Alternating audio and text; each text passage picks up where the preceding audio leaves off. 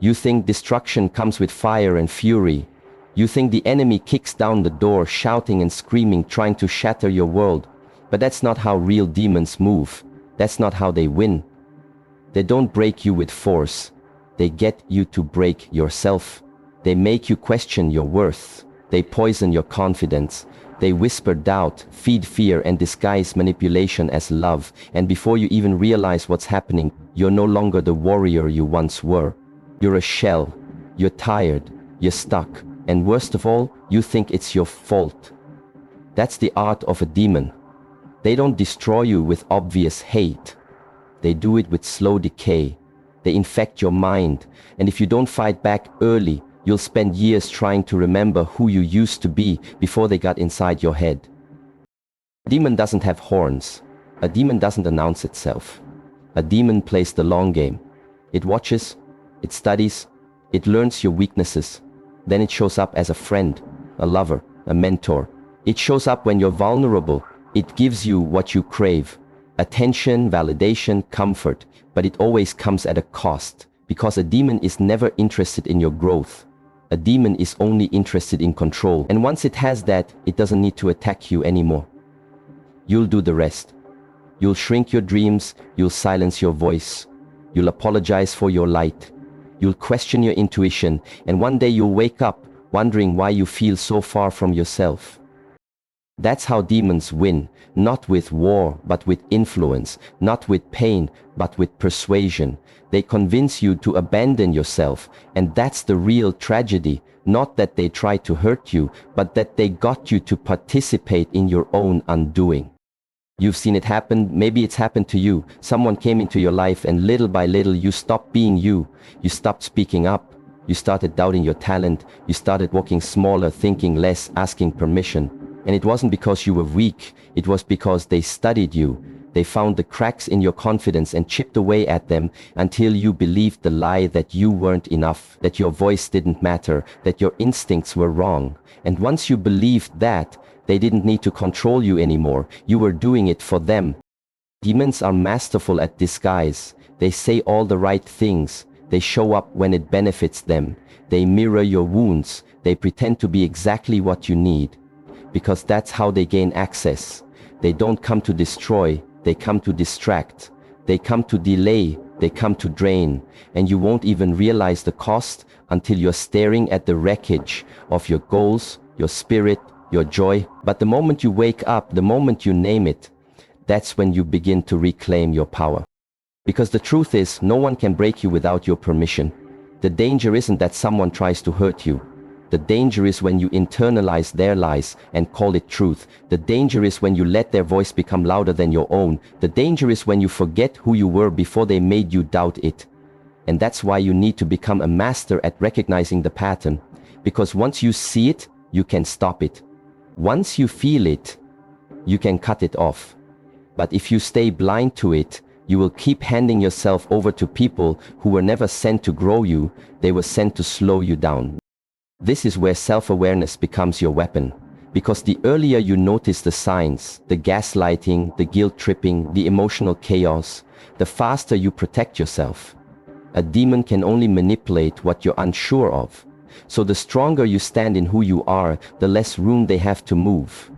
The more rooted you are in your purpose, your values, your direction, the more impossible it becomes for someone to hijack your spirit. They may try, but you won't break. Because you no longer be available for that kind of destruction.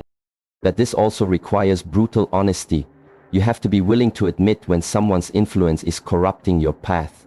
You have to be willing to look at relationships, not just for how they make you feel in the moment, but for how they shape your future. Are they fueling your fire or draining it? Are they celebrating your growth or shrinking when you shine? Are they empowering you or confusing you? Because if you're constantly second-guessing yourself around someone, that's not love. That's control. That's a demon in disguise. And the sooner you name it, the sooner you can get out. Here's the part most people miss. A demon doesn't need to hate you to hurt you. Some demons genuinely think they love you, but their love is twisted, possessive, conditional. It's a love that only exists when you're small, when you're obedient, when you're easy to handle. But the moment you rise, the moment you get bold, they feel threatened. And suddenly that love turns into criticism, guilt, silent treatment, sabotage. Because they never loved you. They loved the version of you they could control. That's not love, that's bondage. And you don't have to keep it. You don't owe anyone your downfall. You don't owe anyone your silence. You don't owe anyone your peace. You are not here to dim for someone else's comfort. You are not here to bleed so someone else can feel whole. You are not here to walk on eggshells in a life that was meant to be bold. You are here to rise, to roar, to become. And anyone who makes you question that, even with a smile on their face, is not for you. That is the difference between someone sent to bless you and someone sent to block you. So protect your light, guard your spirit, set boundaries like your life depends on it, because it does. Learn the difference between criticism and projection, between challenge and sabotage, between mentorship and manipulation, because demons love to wear the costume of a guide, but real mentors don't shrink you. They don't gaslight you. They don't make you feel small to feel big. Real mentors pull you forward. They sharpen you, they hold you accountable, but they don't control you. And if someone is always trying to make you doubt yourself, question your worth, abandon your path, that's not growth. That's a trap. That's a demon at work. And you have the right to walk away. No matter how long they've been in your life, no matter how deep the history, history doesn't justify damage. Time doesn't equal trust. Loyalty is not bondage, and freedom is not selfish. You were not created to be a puppet. You were not born to be molded by someone else's fear. You were built for more. And if someone is standing in the way of that, they don't deserve access to your journey. You have to stop letting people rewrite your truth. You have to stop giving people permission to silence your intuition. You have to stop trading your peace for proximity. Just because someone is close doesn't mean they belong. Just because someone claps doesn't mean they care. Look deeper, feel deeper, listen to what your soul is trying to say. The discomfort, the anxiety, the confusion, it's not always a sign you're weak. Sometimes it's your inner warrior screaming, "Get out, this is not your path." You must become unshakable in who you are. Because when you know who you are, demons can't manipulate you. When you know your voice, gaslighting won't work. When you know your value, guilt won't move you. When you know your mission, distractions won't derail you. You don't need to fight every battle, you just need to stop inviting the enemy to dinner. You just need to stop letting energy vampires drink from your cup. You just need to stop negotiating with people who profit from your silence. And once you do that, once you draw that line, everything changes. You rise, you evolve, you become unstoppable. Because the greatest power in this world is not just knowing who you are, it's refusing to become who you're not for the sake of someone else. And when you master that, demons lose all power. Because you're no longer breakable from within. You've closed the door they used to walk through. You've healed the wounds they used to exploit. You've reclaimed the fire they tried to dim. And now you walk as a warrior, quiet. So remember this, demons don't break you. They get you to break yourself. Don't hand them the weapon. Don't echo their voice in your mind. Don't carry their fear like it's your truth. Stand, rise, speak, move. Let them call it arrogance. Let them call it rebellion. Let them call it whatever they want. You call it freedom. You call it healing. You call it power. Because it is, and it's yours. We live in a world obsessed with connection, obsessed with the noise, obsessed with the group. People will tell you every step of the way that you need to stick close, stay loyal, stay available, stay surrounded, stay liked. But there's a deeper truth, one that will make some people uncomfortable, but will set your soul on fire when you finally understand it. Real power is not in how many people surround you. Real power is knowing when to walk alone, without flinching, to protect your peace. Because not every connection serves you, not every crowd lifts you, not every hand you hold is guiding you forward. And if you don't learn when to detach, you will carry demons in your pocket thinking they're allies. Too often, we confuse noise for momentum. We mistake busy circles for meaningful ones. We surround ourselves with people who fill the air but drain the spirit. Why? Because we are afraid to be alone, afraid of silence, afraid of what it means to walk a path no one else understands. But here's the hard truth. There are parts of your journey no one else will walk with you. Not because they don't care, but because they're not built for it. They don't carry your calling, they don't see your vision, and that's not a flaw, it's your signal. Power starts when you choose your path over your popularity. It begins the moment you stop looking for validation in every voice and start listening to your own. Because real power is quiet. It doesn't need to be loud to be felt. It doesn't need the crowd to be true. Real power is found in stillness, in choosing peace over pressure, in understanding that walking alone isn't a punishment. It's often a requirement for elevation. The strongest version of you will never be born in a room full of people who don't understand your value. The strongest version of you will be born when you step away, when you unplug from the chaos and protect the sanctuary of your mind. You cannot rise surrounded by confusion. You cannot grow around constant comparison. And you cannot build peace in the presence of people who only thrive in dysfunction. Some people feed off drama. Some people love you better when you're broken because it makes them feel powerful. Some people only come alive when things are falling apart. These are not your people. These are not your mirrors. These are distractions wearing human faces. And the longer you stay tied to their energy, the longer you delay your breakthrough. Let's be real. Most people are terrified of solitude. Not because it's painful, but because it's honest. Because when the noise dies down, the truth gets loud. That's when you start to hear what your intuition has been screaming all along. That relationship is killing your spirit. That friend is really an anchor. That environment is draining your light. But as long as you're surrounded, you stay numb, you stay distracted, you stay plugged into chaos, and that's the trap. Solitude forces clarity, and clarity is the key to power. When you walk alone, you find your rhythm. You hear your own thoughts. You remember who you were before the world told you what you should be. You reconnect with your truth, not their version of it. And from that place, you rise. You move differently. You love differently. You protect yourself differently. Not because you're cold, but because you're finally awake. There is nothing weak about walking alone. It doesn't mean you failed. It means you've outgrown. It means you've seen through the masks. It means you value peace over performance. And the moment you realize that peace is more valuable than attention, your standards change. That's not pride. That's protection. Real power is not how loud you can be, it's how disciplined you can stay. Can you choose your peace when the world is begging for your reaction?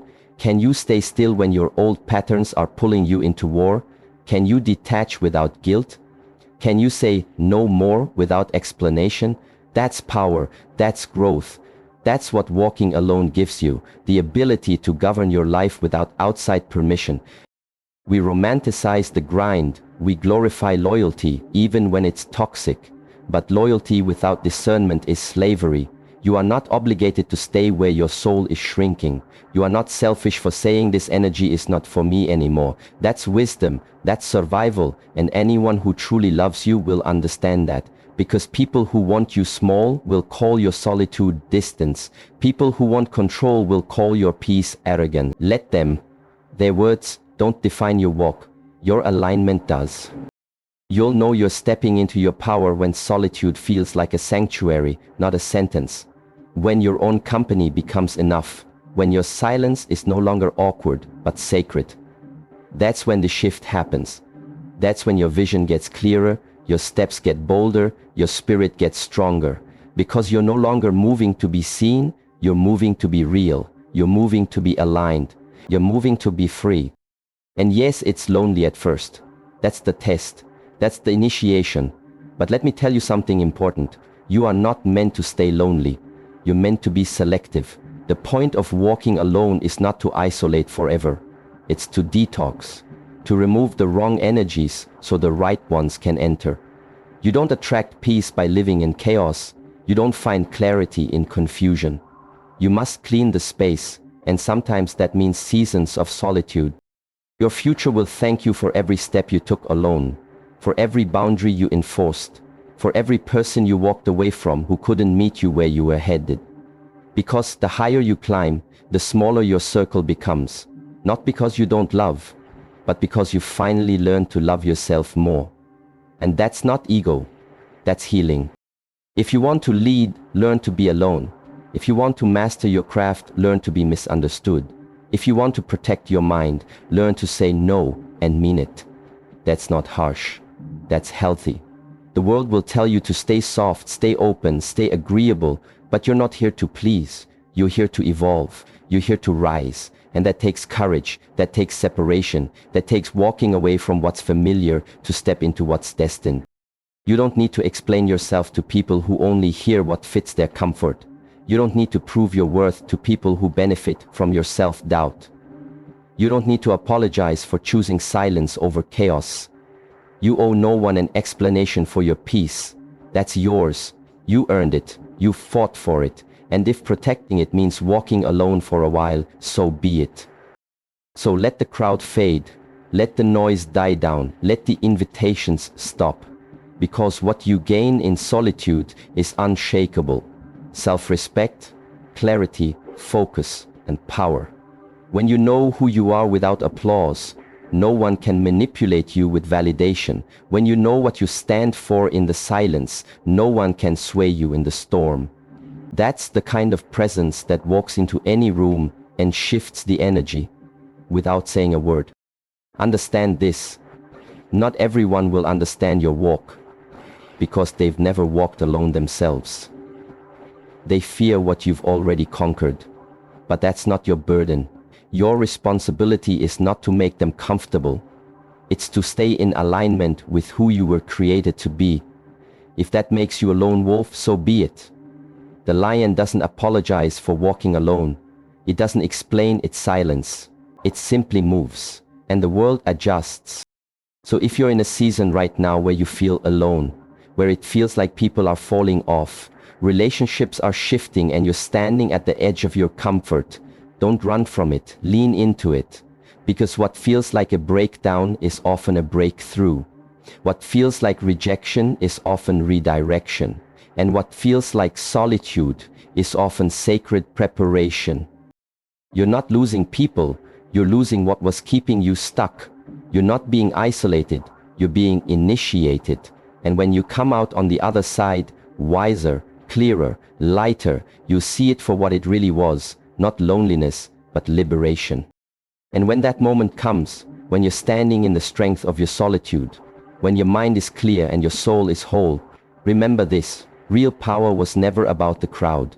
It was always about the courage to walk alone and protect your peace, no matter the cost.